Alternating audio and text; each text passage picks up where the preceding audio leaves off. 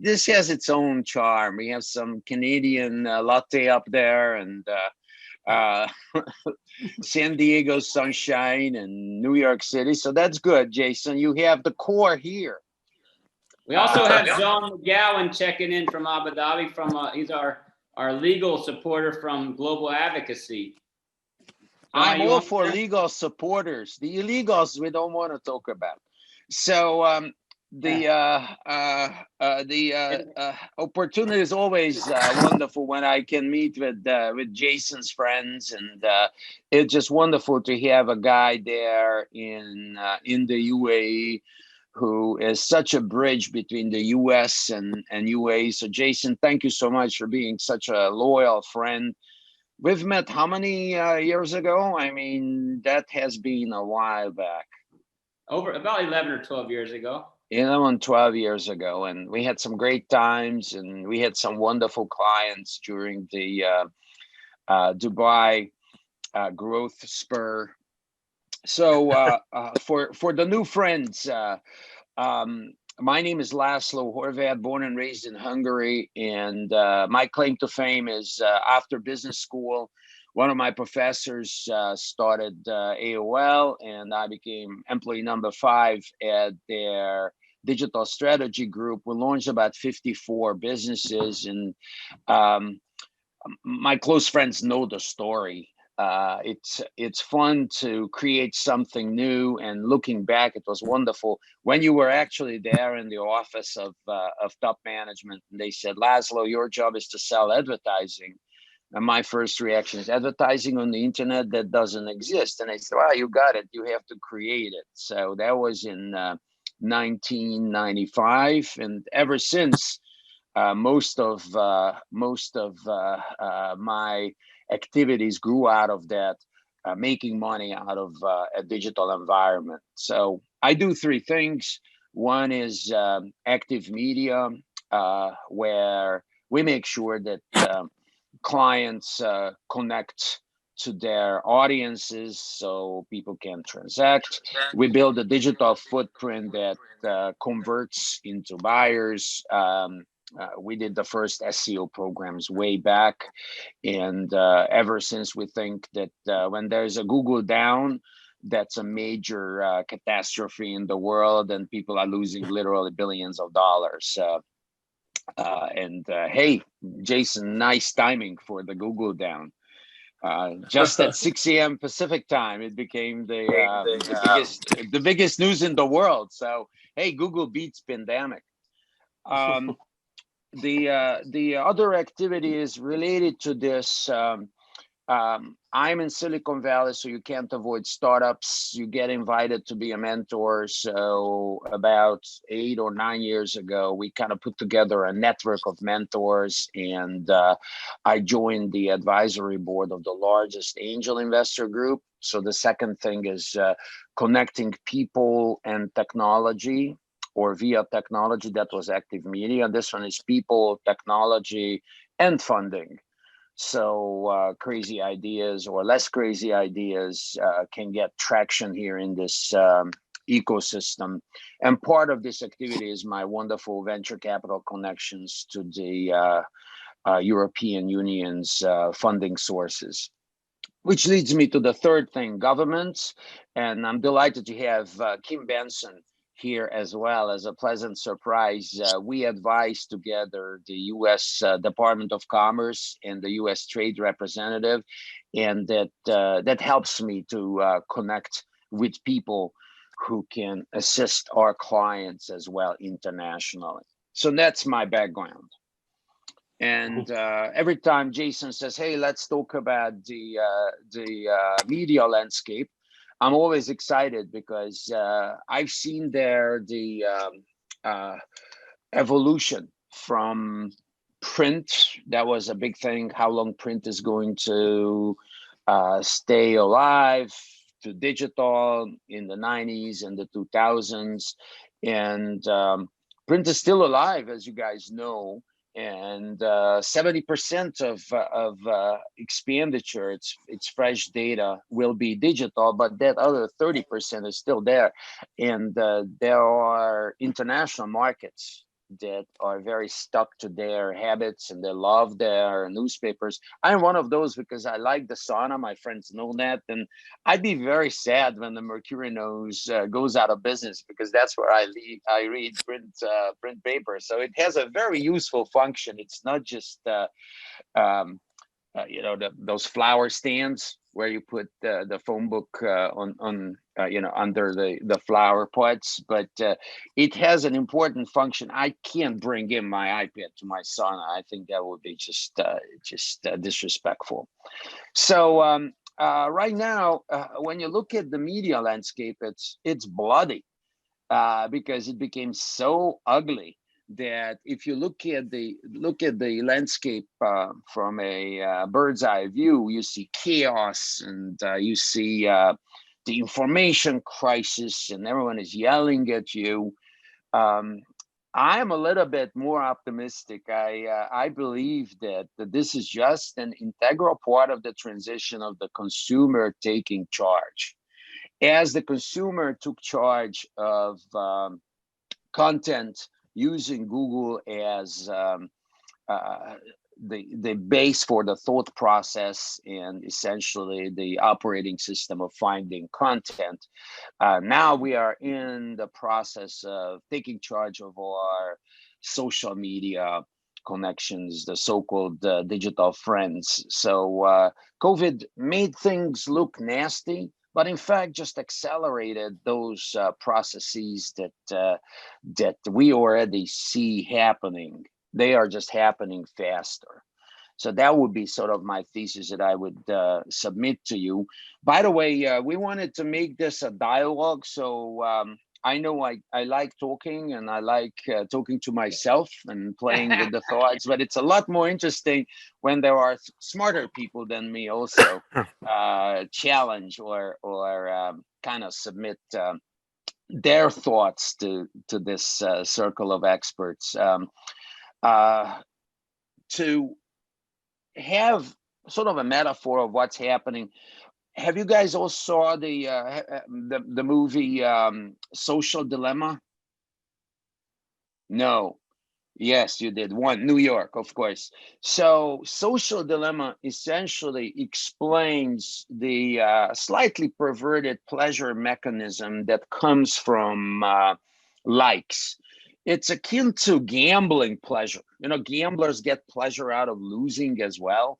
They just want attention. So as we look at this travel to Mars, because we are all sitting in our little time capsules and connect to each other with technology, and we realize, well, we don't need other people. Turns out that we need other people even more than before, and that's what social media created. And we thought that social media will be a wonderful tool of expanding friendships. Instead, it became this drug, especially for those who are the most vulnerable to that. That's how these social media platforms contributed to the radicalization of ideas. People, a lot of misery was created by that. However, we reached that mass market turning point when a Netscape movie is essentially educating people. So I get clients calling me who are really they just want results delivered to them. They really don't care what's happening in the engine room. They're saying, "Oh, now I understand what you say about targeting. Oh, now I understand why people get stuck in an echo chamber and they don't want to talk to people who have different opinions. The academic chambers and the political echo chambers and all these things that supposed to connect us via social media. Now they became these Chinese walls surrounding us.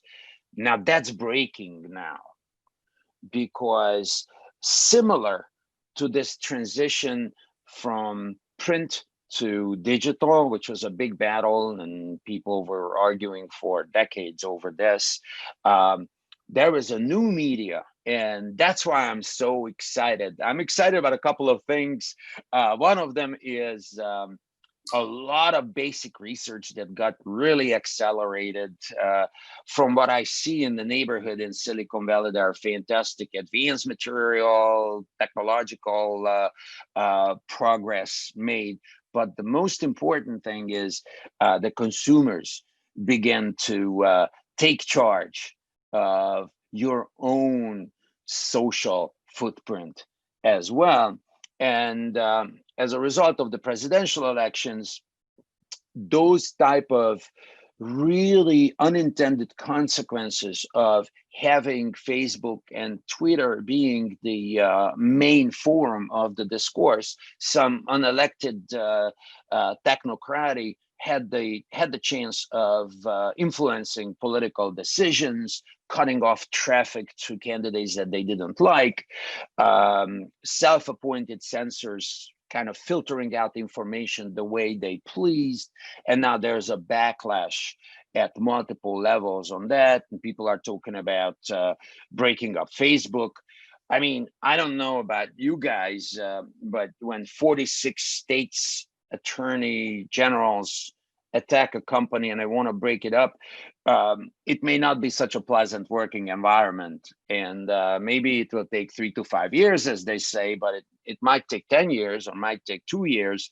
But people feel that they have been used as products versus customers.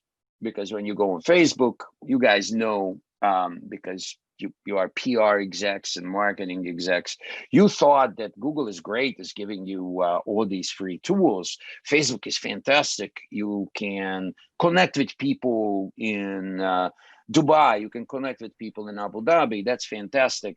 Instead, you became a product, and they did retargeting based on your profile, and then retargeting again. And the scary part is that a lot of folks who are on the corporate side and enjoy the benefits of retargeting, they cut off their own family from social media platforms. So the level of hypocrisy and the conflict between what's good for the people is akin to what's happened. Remember with the tobacco industry. So social is the new tobacco. People realize that you have to treat it with care, and we are in that phase where you will be in charge of your own data. It's just a question of time. They're not going to do these sleazy tools that they tell you, oh, you can control who tracks you on Facebook, and it will take about 4 days just to check all the boxes. And that's why I'm very optimistic that we will have a new phase where the old media brands and the now old social media brands, they have to deal with this new empowered customer. So when you see this chaos and pain and the amplifying effect of some opinion leaders, I see the end of the light of the tunnel, and I see advertising the way it should be, which is assisting people finding what they really need. So that would be sort of the framework of how I see the new online world coming. And probably the brightest examples of that are fully authentic podcasters who get 40 million users out of thin air, seemingly out of thin air. It's not just seemingly out of nothing. It's from the desire of folks that really crave the individual authenticity versus the herd mentality that they have to deal with, and groupthink that they have to deal with in traditional social media groups. Joe Rogan, any fans here of Joe Rogan's podcast? One, our Canadian friend, Mark. So that's the new media. Oh, another one. Good. That's awesome. Anne Marie. Good. So Joe Rogan, Eric Weinstein. Any Weinstein fans? So Anne Marie is Canadian where. also. Oh, really? Canadians are smart. We all know that because they have to hunker down for most of the year in the cold. So all they do is read and study. It's a very studious bunch, right? And that's why Silicon Valley is packed with them. There are so many good Canadian companies that decide to get a little better weather. Um, so uh, the question is, us advertising people, how are we going to grow businesses in this transition? And it's essentially a top-down approach and the bottom-up approach. So the top-down approach is you continue with the tools that you have, and I have a checklist. If you guys are interested, I ask my tech people who are much smarter than me, hey, what are the latest about the Google algorithm and what kind of SEO tricks you can practically offer to the audience, things that are not necessarily new but work very well. So I would recommend to continue with the Google and Facebook programs, which are very viable as long as it lasts. So that type of hyper targeting gold rush and retargeting is over as the cookies will be banned, the third-party cookies. So there is a fight at that level as well, mainly around privacy, but privacy is a code word about taking charge of you being the customer and not the product. And then the other one is, and for many startups, this is how I recommend starting the marketing funnel, which is looking at what type of opinion leaders, authentic opinion leaders who are not paid off by any corporate interest or shiny logos for their opinion, but they are telling you the way it is in their niche. And having a relationship with about 1.5 million different opinion leaders who have their audience from 300 to 3 million is where I see the future going. And it's very similar to what we have gone through at AOL, having a couple of maverick companies that were very promising, but they had crazy ideas like selling books online or buying coffee on a computer and then going to a store and pick it up, or having an investment program where not Wall Street that makes the money, but the individual investor, etc. So I'm very bullish on this transition because transition comes with these opportunities. And if you have the affinity of dealing with people who don't want to be paid off, and if they don't like the product, they say we don't like it, and that's why we don't like it, and you are willing to take risks. Almost all of our clients are very focused on feedback mechanism, where they really listen to what the market is telling them, and that type of technological focus has been accelerated during COVID, and I don't think that it will come back to the old normal.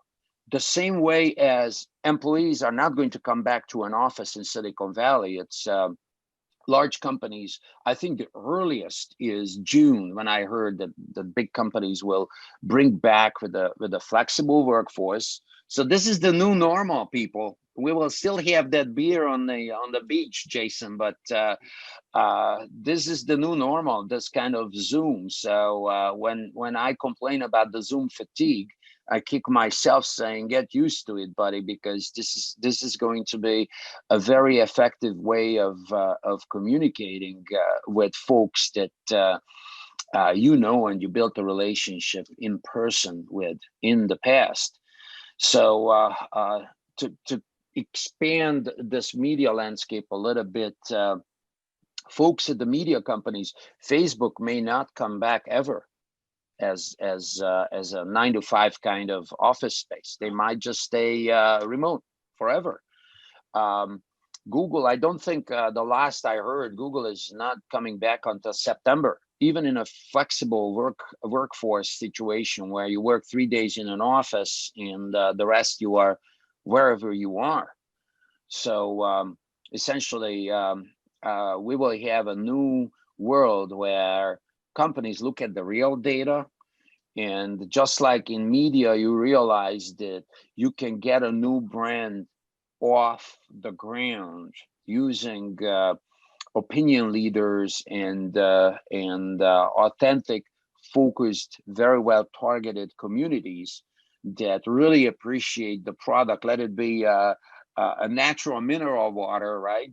That some people say expands your life, or any other product that you want to sell. So that's essentially my data point for you guys. That's how I see this happening. It's all good news. We just don't know when it's gonna be nirvana, and it will be a bloody and nasty battle between the FTC and the politicians and these really double-edged sword kind of censoring social networks that control the pleasure button in literally millions of people's mind, brainwashing them with information that they see fit without any permission or authorization. So dumb people will get dumber until we create an environment where they can also control their own destiny, because who would want to be a zombie in the cog of a machinery that just bugs you and retargets you for as long as they can? That will be over in a year. So that type of retargeting bonanza is coming to an end much faster, by the way, than anticipated. So thanks to this COVID hyper acceleration, we'll get some better results in the media than we would have had otherwise, because retargeting is one of the most powerful tools today, and it will go away. So Jason, what do you want me to do? Go through the practical list that my techies put together? Anybody wants to argue with me? Anyone says Facebook is good? What's the story? Laszlo, you hit it out of the ballpark already. I can tell by the way some of the audience is interested. So I believe there is going to be 1 million questions. Perhaps we could do 10 minutes of questions and then go to your list and then go back to the questions. Is that okay? Absolutely. You already have one question in the chat box, but I can't find it. Okay, let me there click it is on chat. How should media? There it is. Go ahead, Laszlo. I am a bit of a libertarian, John. Fake news, one person's fake news is another person's belief. Let 1,000 flowers bloom, right? To paraphrase one of the philosophers of the last century, Mao Zedong. I don't believe that fake news as a phenomenon is something that we have to fight. I think fake news is part of democracy. People believe in stupid things. That's their problem. Critical thinking, that's the issue. Bring in the tools where you can look into data. For example, we talk about COVID, the vaccination. Look into the data. What are the side effects? Who is taking, who is not taking, and why? So fake news is, again, a very shiny object that you can flash in front of people And when you have the media industrial complex cover, for example, fake news was brought in by a candidate called a television talk show candidate for president who had no chance to win. And the entire media industrial complex got mesmerized by this guy and got all this earned media visibility. When your coverage is negative 95%, that's not fake news about you. That's ideological news. So what I would submit to you, John, is that there's no such thing as fake news. There are people who influence you with that piece of information because of their agenda. And if you don't see why it's happening, you really don't understand your role in that information exchange. So to simplify this, someone says something because they want you to do something. So when you see any type of news, basic rules of influencing, who wants you to do what? Because that's why they are putting that piece of news out there. Traditional investigative journalism has been dead for decades now. Journalists who are independent and take their analytical roles seriously, you don't find them under the propaganda brands. They are there. In fact, some of them, like Greenwald, they started their own independent media company and they had to leave because they became fake news. They became ideologically driven. So the good news is that your own critical thinking will help you find those sources that follow your standards. But the news organizations are really parts of political agendas, corporate agendas, ideological agendas. So the news that you read are essentially political statements to make you do something or make you think something. Does it answer the question? Just you can just chat it back and say yes or no if you want to elaborate on that. But that's the essence of the transition. So it's I'm so glad that you asked that question because it really tells you that you are on your own. Recovering journalist. This is nicely said. Yeah, you are a recovering journalist. Yeah. You look to me like a podcaster, Anne-Marie. You have your own background. You have your. This is wonderful. Your look and feel is really cool. This is my father's basement in Canada, but I'm going to have a sweet. This is real. You are real. I have no choice. I'm quarantining. Well, yes. We have no choice. We have to maintain critical thinking. Otherwise, we become zombies. But at least warm and cozy. It's nice and cozy right next to the furnace. This is good. All right. That could be a great podcast room, Anne-Marie. Oh, this is awesome. But you're coming back to Abu Dhabi. You're not going to stay there, are you? We need you back here in Abu Dhabi. Yeah. One of my favorite podcasts is really politically incorrect. The Red Scare people. They are hypercritical ultra leftists, and they are so wonderful. It's a lot of fun to listen to them because they remind me, that kind of background remind me their look and feel. So John, thank you so much for raising this fake issue. There's another question there, Laszlo. Yeah, the future of 360 agencies. This is such a smart question, Jose. Again, this is so funny because I just put together literally over the weekend a marketing strategy for an advanced material company. And it was essentially what you heard me saying, the top-down and the bottom-up approach. Top-down is best done by agencies Why? Because that's what they do. And it became so specialized and so niche that there is a need, at least, and I'm being very conservative here. It's like, okay, print is dead. No, it's not dead. It will not be dead for a long time. So radio is dead. The radio is not dead. Television didn't kill the radio. This new media is not going to kill the old new media. So there is a room, and there is a room to manage those digital expenditures for at least a decade, if not more.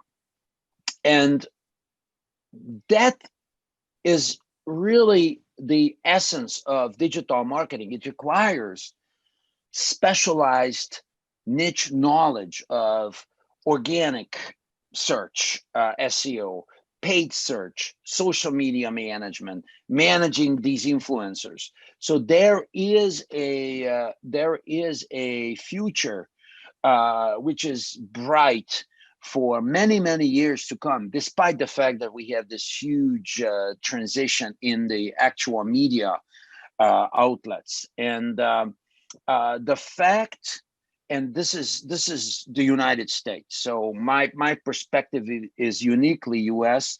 There are so many mid-sized companies that will do just fine when the recovery begins and they start servicing the pent-up demand. All those small to mid-sized companies, they are going to need a lot of digital help because it's going to be a competitive vacuum that they can fill in. And I'm very bullish on digital marketing agencies. On the horizon, I can only see good news. I don't see them falling off. I know the pay-per-click big gravy train slowed down. It will come back. Targeting, it's going to be a little bit different. Retargeting will go away in a couple of years, but there is a need for expertise. There's a need for people like you who goes to companies and say, I've been doing this for years. This is how you can do it. So you don't need to rely on these engineering technology solutions that automate everything and sterilize your messaging. So I'm very bullish on 360 agencies. And heck, why not? If you have a startup who wants to focus on self-driving cars, they don't need to know how to manage their website. It's not their business. So there is a lot of room for digital agencies. So it's a very good question. What will happen to Facebook and Twitter and Snapchat stocks? Well, Yogi Berra, it's very very difficult to predict, especially the future, right? So I don't know if you really want me to like do this. Okay, what do you think it's going to happen? Remember, they created an infrastructure that is tremendously valuable. So they built something that is practically the internet in the highest growth, some of the highest growth countries in Asia. So they will continue to have tremendous value. It's not just a pile of crazy people yelling at each other. It's really tremendous value there. And think about it, Twitter. It's not just a political discourse. It's a very practical discourse because when the Google universe went down, it was completely replaced by Twitter just right now. You knew exactly what happened, how it happened. So there is tremendous value in these companies, despite the fact that there will be bad news. Bad news are always a buying opportunity when you have a company that plays on multiple levels in this world, because let's not forget, we can talk to each other because of pipes and servers and switches and cameras. So I'm bullish on those guys as well. In the long run, short term, there will be ups and downs. Okay, I see the questions coming. Speaking as a content creator, will the future of digital appreciate accurate, honest, authentic content? Yes. Absolutely. That's the way to go. Jason and Kim know that I serve on the board of the E-Tourism Summit.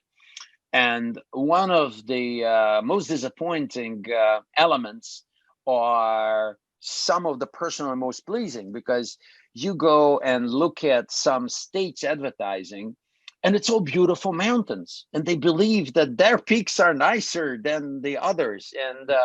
And the layman, the traveler, looks at it and it's, oh, that could be Switzerland, that could be Wyoming, that could be South Dakota, that could be Colorado, Utah, and they all look the same.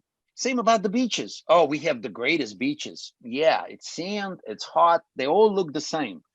So you, as a visual content creator, your role is incredibly important, because as the attention span of humans is shrinking to a level of TikTok, a strong visual element is probably the holy grail. When you can capture the essence of something by using photography or video, it's incredibly important. And those people who use stock images and make it cheap, they look cheap. It's very simple.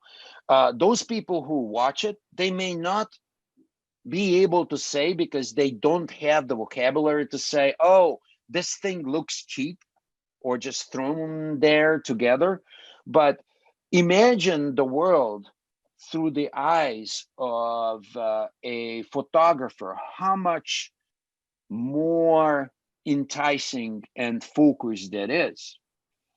And just to close that thought, if you look at the most important gatekeepers of our digital world, digital photography, your smartphones, the individuals are training themselves to understand quality in visual content. So all trends are going to favor you, as people understand their reality. And it may not be an expressed, hey, if you have a professional photographer, my Instagram account looks better. But all of a sudden, people will realize, oh, your profile on Facebook looks awesome. It's like, yeah, it shows. The difference shows. Otherwise, you will look like anybody else. Okay, going down the list. Could someone not recreate the same thing but carry more for the needs and wants of the users? Jason, elaborate on that. What do you mean by recreate the same thing? I'm talking about Facebook and Twitter, where they decide what you're going to see and the algorithms and so forth. And, you know, why couldn't someone create the same thing, but stop intervening so much with the user experience and just allow them to see what people post when they post it, as opposed to deciding what they're going to see for them? I see the question. It's already happening. A lot of folks that were censored by Facebook, mainly Republicans and conservatives, they are leaving Facebook in droves, not necessarily Messenger, but Facebook content that used to be the lifeblood of building communities. They are leaving it because, and they tell you the reasons why they are abandoning the platform. So that accelerates the public understanding of how these echo chambers work. And they created Parler. They have hundreds of thousands of new users, and it's essentially a Republican equivalent of Facebook. Let your voice be heard. I think something like that is the motto of them. And it's all refugees from Facebook who got tired of being yelled at and being called Nazis and fascists and orange murderers and all that, and they are leaving Facebook because that hits Facebook, right? So they say, okay, I'm not going to contribute as a zombie to your business, and I create my own echo chamber with like-minded individuals. So That's essentially what happened when Fox News hit the media industrial complex. When Fox News was established, and they basically, right now, they are larger than CNN and MSNBC combined, because it's like the forgotten masses kind of effect. The same is happening in mass market social media, for the lack of a better term. So it's happening. Is it a good thing? I don't think so, but that's happening. So people will radicalize more, and they will not understand each other more, because cancel culture, when you voluntarily cancel the other side, that's essentially giving up on critical thinking, and critical thinking is key. And if critical thinking leaves your social interactions, you became sort of a cog in the machinery. You are a zombie. You do what other people want you to do by hitting you with targeted, tailored information that makes you trigger in that direction. And that worked really well for Trump's campaign 4 years ago, and this one, they realized what they allowed, and now with the censorship and hitting the traffic flow, they woke up and they said, well, we control these platforms, so we might as well put our guy in and make sure that the issues are framed according to our political agendas versus freedom of speech, freedom of information, all those principles that this Orwellian doublespeak really says, oh, we love freedom of speech, but we don't want fake news. Oh, okay. So what is fake news? And all of a sudden you hit a big chunk of your audience in such a way that they escape. Thank you, Laszlo. We're down. Yes, sir. We're down to about 10 minutes. So I just wanted to do an intermission real quick and mention who we got online here, because Media Mondays used to be the biggest media networking event in the UAE. And let's see if we can keep it that way. But for now, we're switching to digital this year, and it worked out pretty well with you coming in. The players on the phone right now, we have Ayush, who's a social media social media supporter. He actually works with me. He's very good, very, very good with these algorithms you're talking about, this retargeting and working with Instagram and Facebook to retarget people. Abdullah Al-Adawi is a Omani who's been in the UAE for a long, long, long time, and a great leader. He's now running the PRO, one of the big government PRO camps in Masafa. I just found out yesterday. Abdullah Al-Adawi, very passionate, proud, strong fighter. Anne-Marie McQueen is a longtime journalist. What did you call the journalist? Oh, a recovering journalist. Recovering journalist. And Abdullah, she also started, or is the editor, basically put together livehealthy.ae with her team. Mike Jalili is HMJ. Mike Jalili was the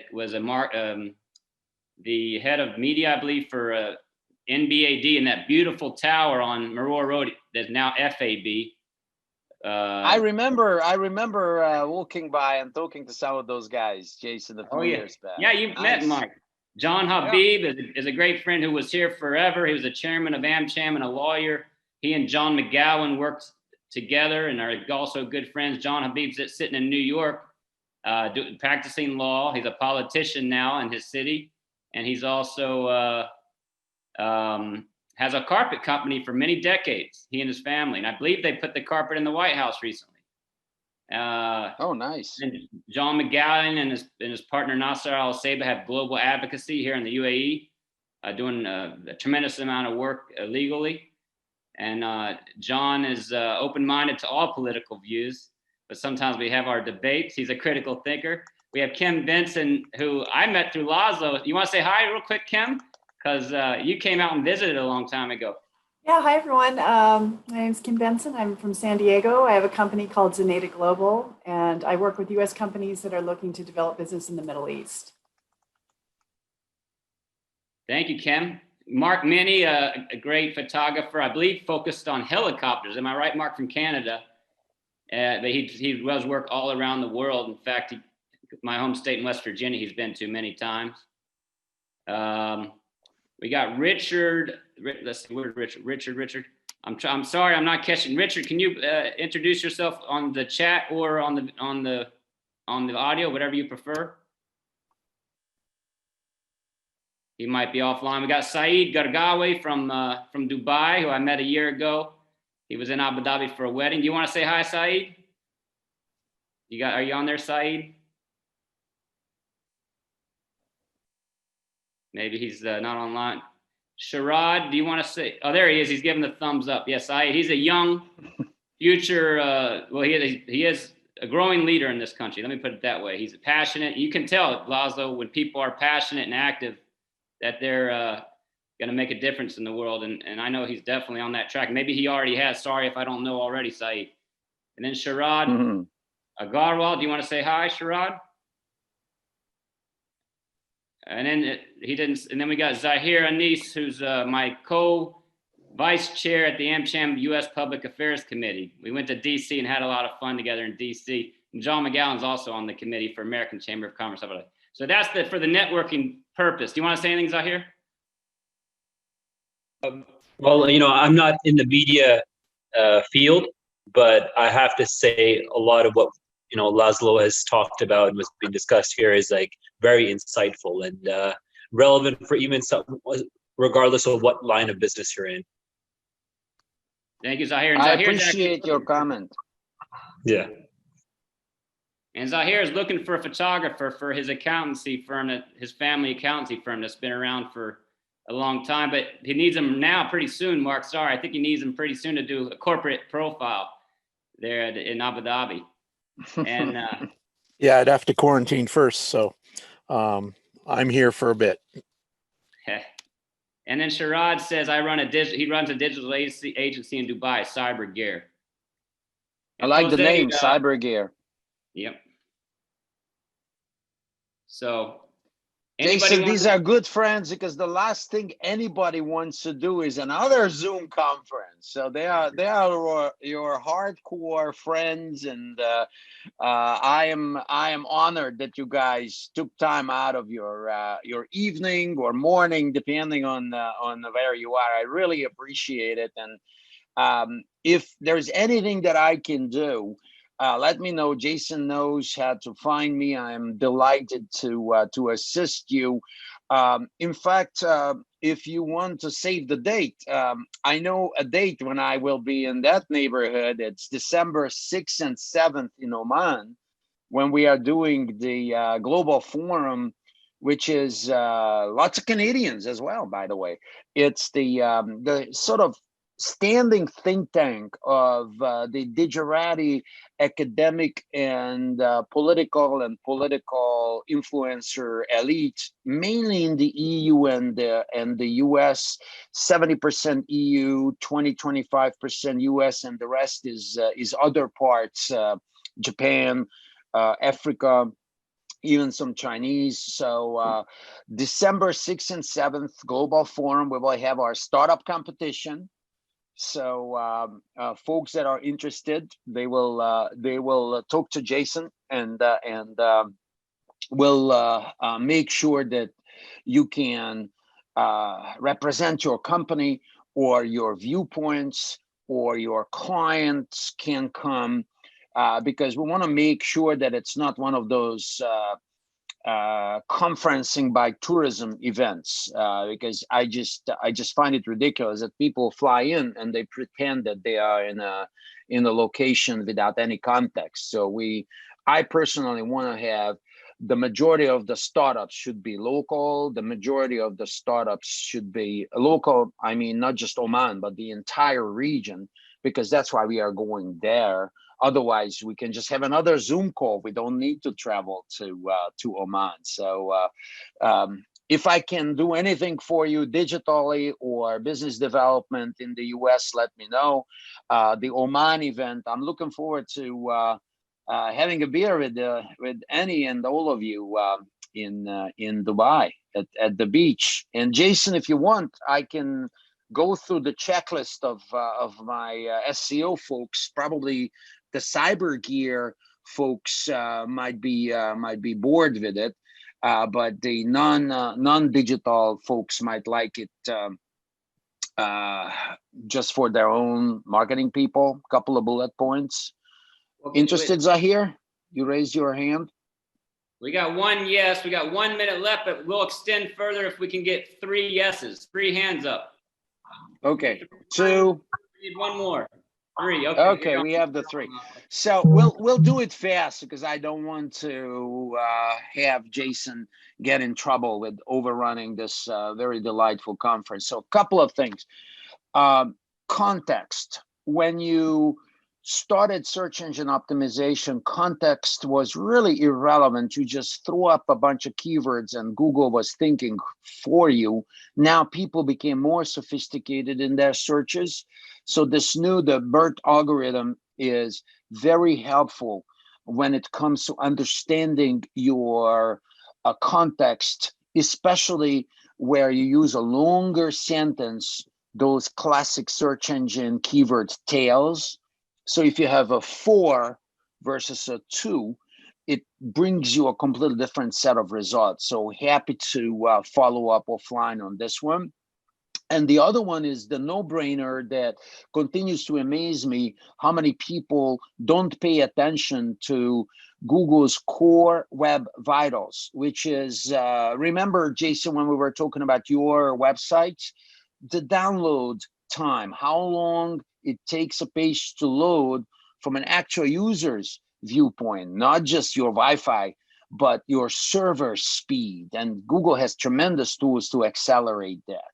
So to actually interacting with a page, that's critically important, and you get penalized if you are not fast enough. So speed is a very important element. The less than 1.5 seconds is where you want to go.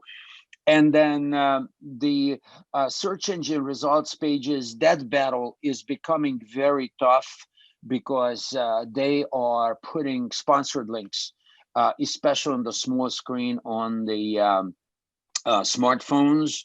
So the organic battle is incredibly important for the empowered customers, but for the B2C space, it's almost a call for a scroll down, because the Google squeeze, Google realized that they can actually drown you and still make money. So you are the excuse for them to put the ads up there as a business.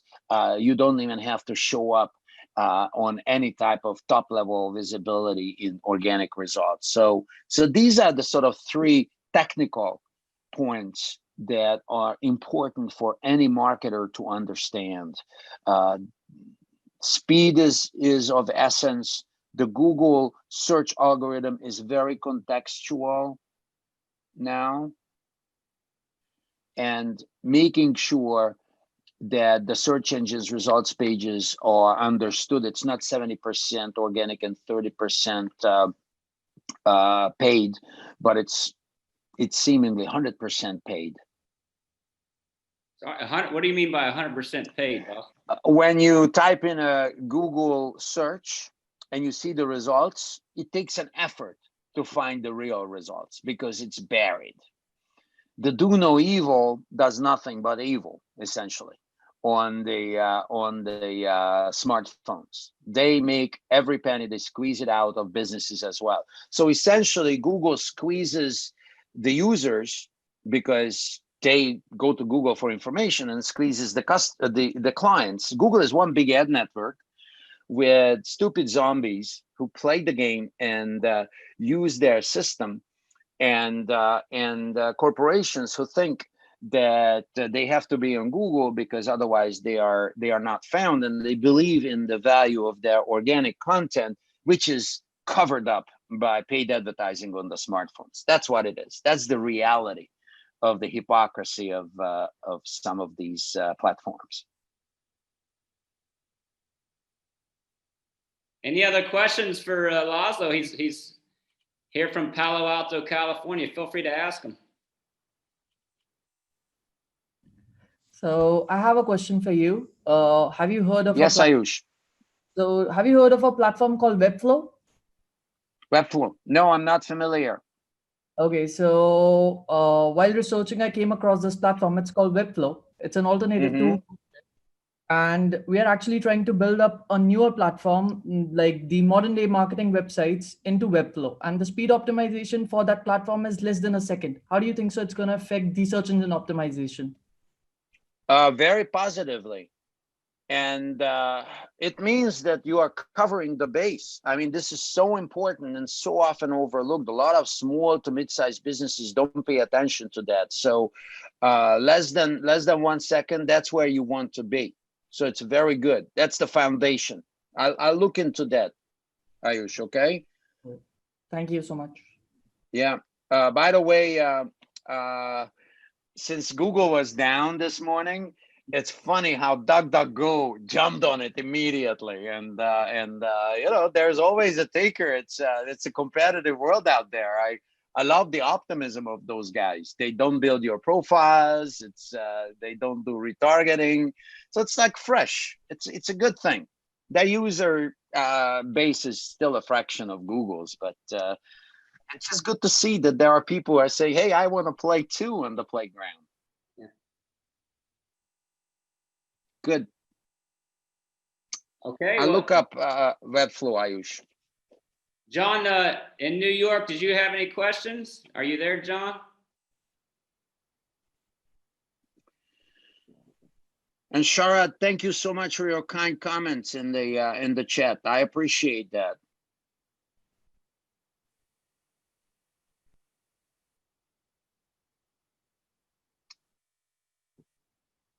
Well, Okay. everybody, thank you so much. Here as well. Awesome. Thank you so much, guys. What a good audience. Mark, you are still in this darkness, so you do it on purpose. You composed your Zoom image. This is good. Well, there's reasons for that. I'm also this second Canadian in a basement. It just happens to be there's no furnace behind me. There's boxes, and the breaker panel is just to my right. I and have also, to tell you, you guys are winning. You Canadians are winning the contextual competition here. well, and if you know, Anne Marie can probably relate. If she remembers Famous People Players, the theater group that was all on black, and they just had neon lights, and also it's just a case of yeah, I've got too many boxes behind me, so it's better, and I use less bandwidth, I believe, with a black background, right? And there's no distractions either. So I am trying to figure out the painting in behind you, Laszlo, and what that is. This is very, very good. Now you are hooked. This is done by a neuroscientist at Stanford, and I work with a cancer actually treatment program using flash radiation to get rid of cancerous tumors of all size, and that's what this young artist, does. Just inspired by this type of neuroscience work, and this is her vision. So I love it. Happy to send you a link to buy stuff from her. But that's just stuff that I have not seen. You know, it's like flying flowers that look like cells, and like a DNA spiral, but it's also, there's sort of a universe there, and another cell. So it's I love it. Thank you so much for noticing it. These visual people, they use their eyes. They don't just look, they see too. Thank you. All right. Well, that was Putting my lot email there as well to say goodbye to everybody. Here we go. My pleasure, guys. What a great audience. Jason, thank you so much for bringing your friends over here, and I appreciate you spending some time with me. What a good start of the day here. It was our honor.